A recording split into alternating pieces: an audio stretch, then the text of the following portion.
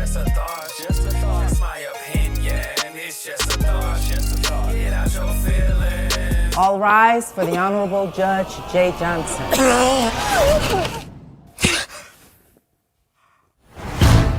How are you gonna get a handle on this thing if you just get them to give you pills? Is everything okay?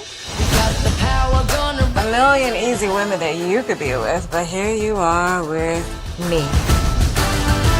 And an all-out brawl broke out inside of the courtroom.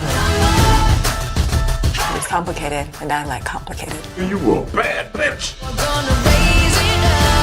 You end up going over her parents' house to stop a fight, and you get arrested? Yeah, pretty much it.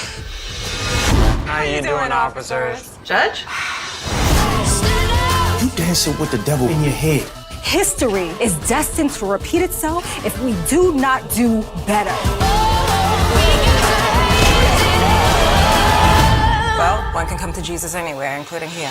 What's going on, family? It's your girl, Sharí Nycole. Welcome to another episode of Just a Thought with Sharí Nycole. I have an amazing guest that is here that I need you guys to hear from today.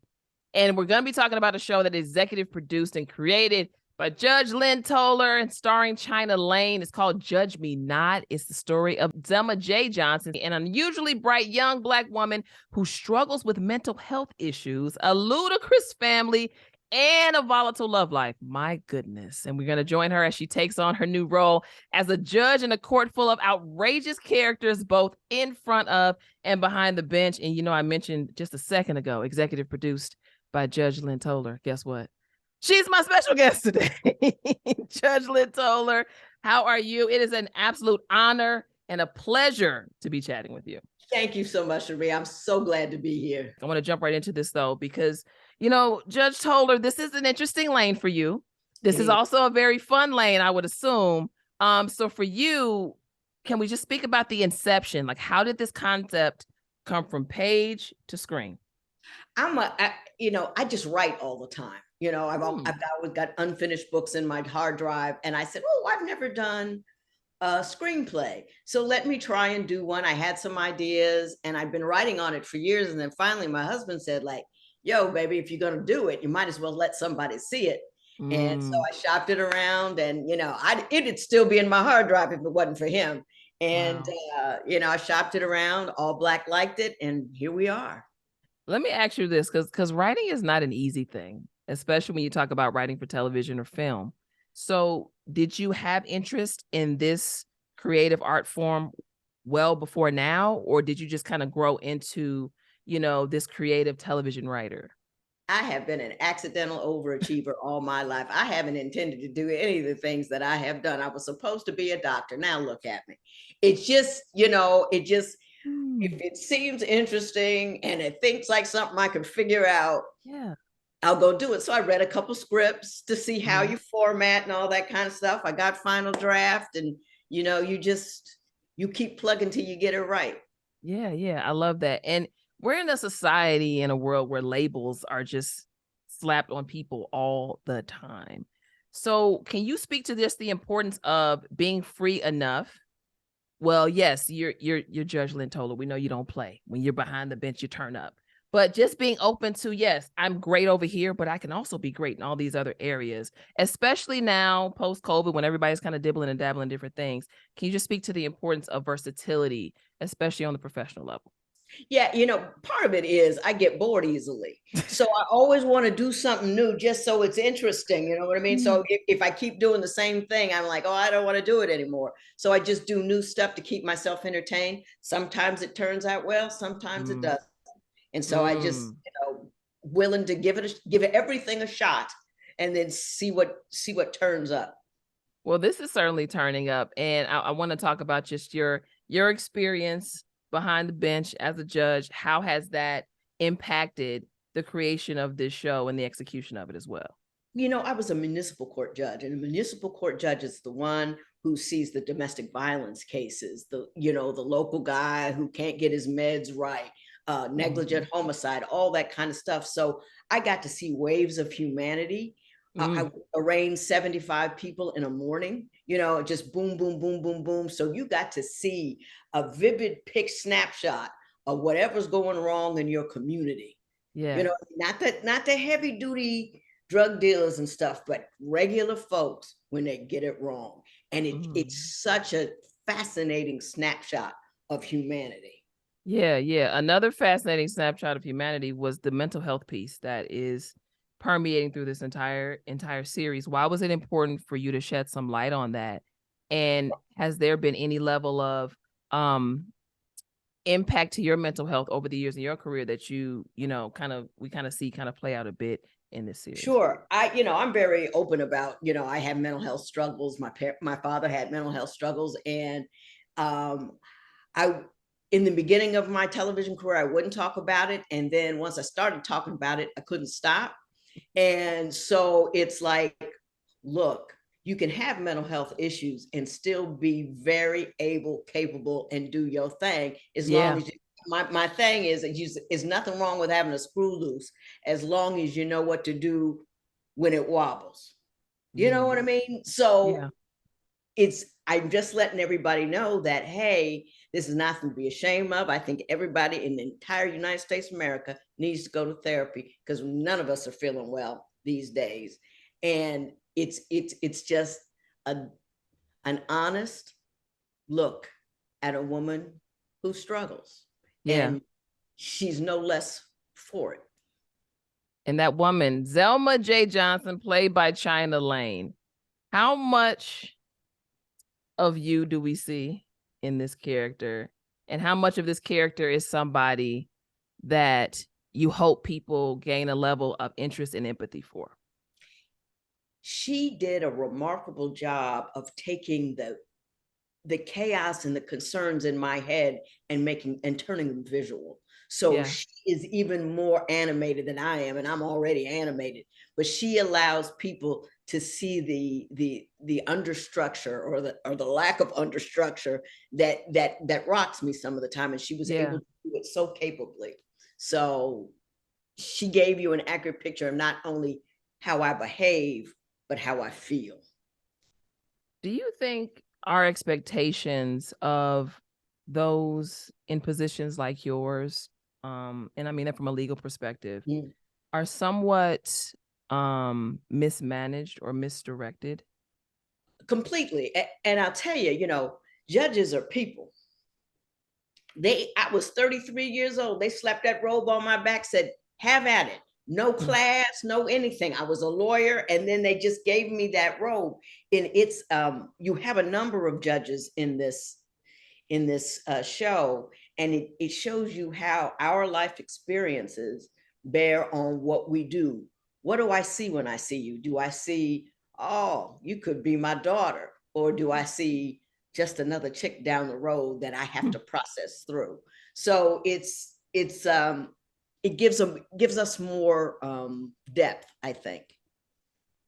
What say you to younger Black women who desire to one day be in the seat that you've sat in for so long? And I ask that because, again, the world is changing. Our society is moving very differently. There's a lot of political ping pong happening. It's a lot going on right now. What is like one major thing that you think they need to understand to anchor them if they want to have a career that looks like yours from a legal perspective?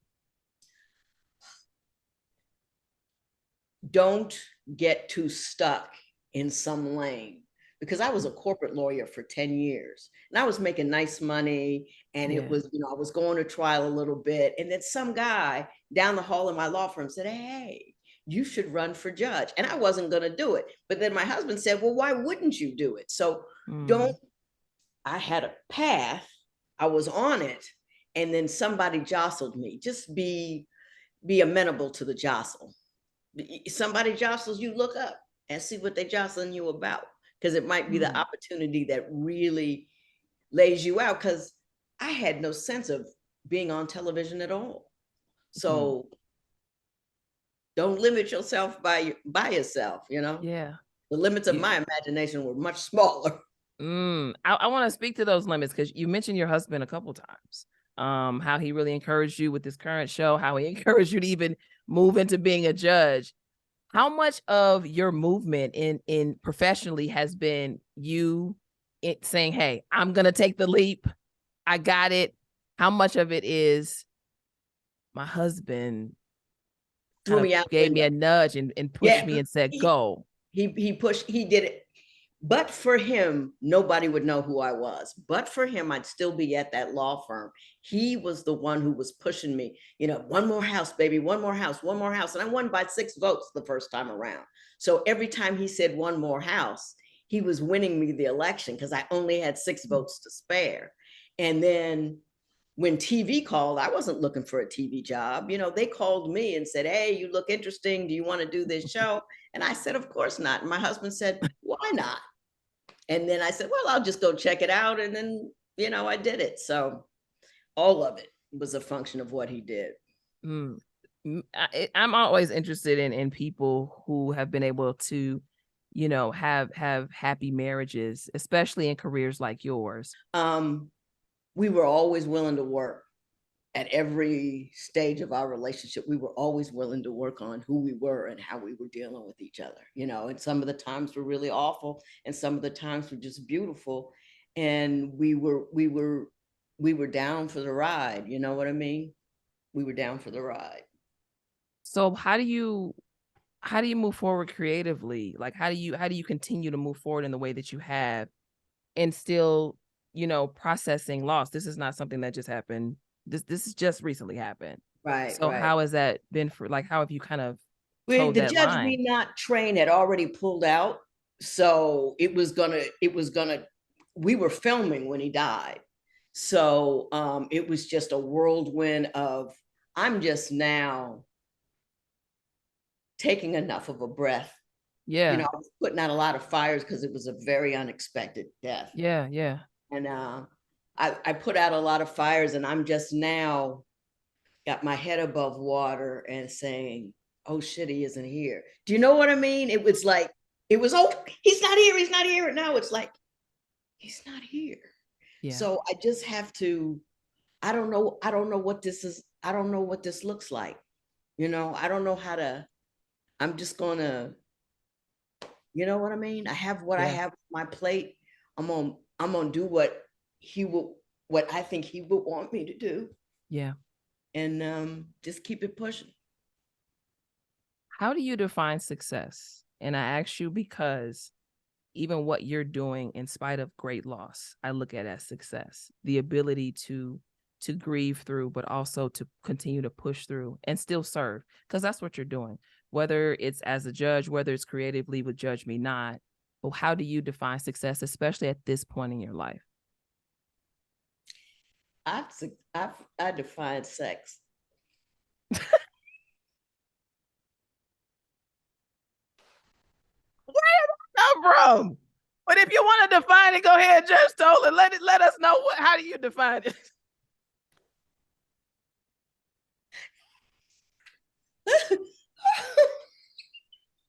We needed a light moment.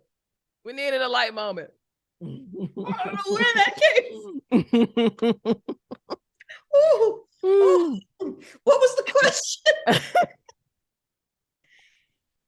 I define success. Yes. I define success in my comment section where I don't know. I think I built a bit of a family on IG, and I write, my posts are meaningful.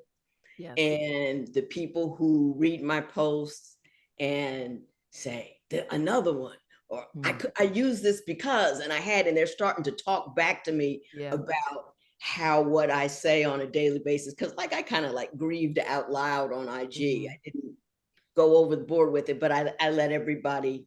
I mean, I was grieving. I didn't know what else to do. And in the comment section, you see who you've touched.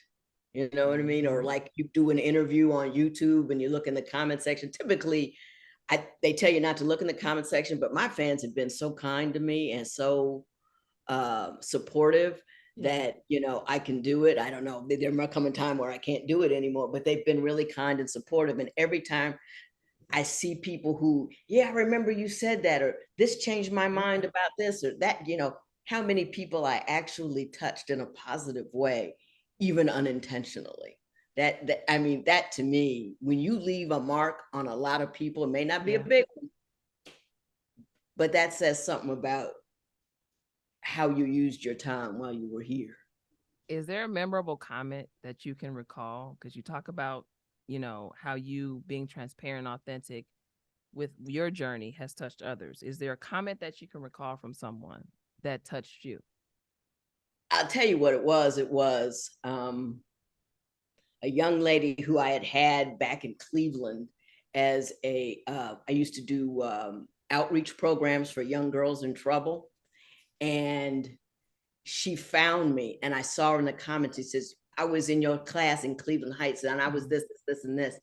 And then she told me what her dude was doing. And he goes, my mom says I should go home. What should I do? And I said, go home. And she went home. You know what I mean? This guy was like doing bad things to her, and she had her mother calling her home, but she just needed a push. Yes.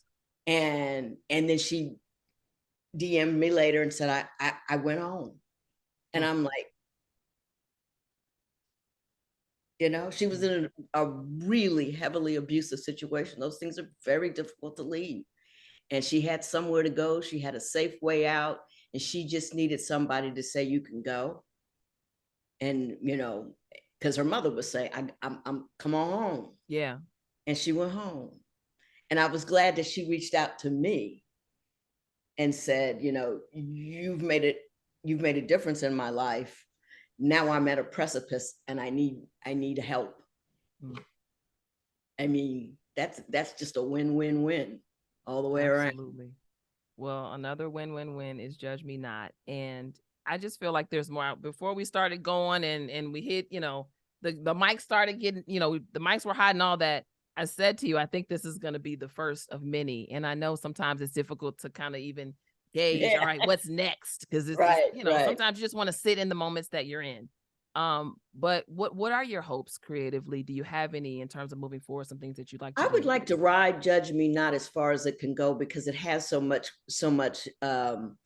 capacity to reflect what's going on in society, that it is very concerning in a positive but funny way that allows us to take a look at ourselves. So I'm hoping to ride this one as long as I can.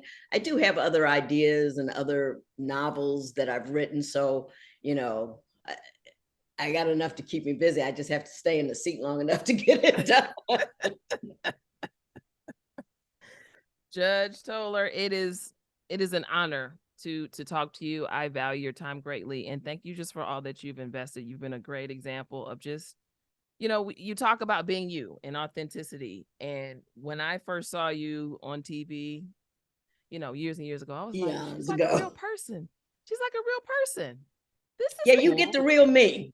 Yeah, it's really gratifying as a young Black girl and a Black woman, and kind of just evolving into yourself, to see Black women really sit in who they are and the truth of who they are and be authentically themselves. So thank you for your example, because it's not something that we often get, and it's very, very much honored and appreciated. So well, thank you for that. That makes me feel good. That's like my comment section, showing me some love. I love it. Go down to Judge Toler's comments and just leave a little piece of something. And speaking of comment section, I want to make sure that people can keep up with you on social media. So how can they do that?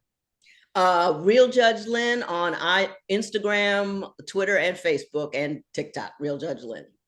All right, guys, you heard that. Go in the comments, send some love to Judge Toler, and also check out her new show, Judge Me Not. It is on ALLBLK. It airs every Thursday night, so do some catching up if you need to. Judge Toler, thank you so much. Thank you for having me. It's a delightful conversation. It's just a thought, it's my opinion. It's just a thought,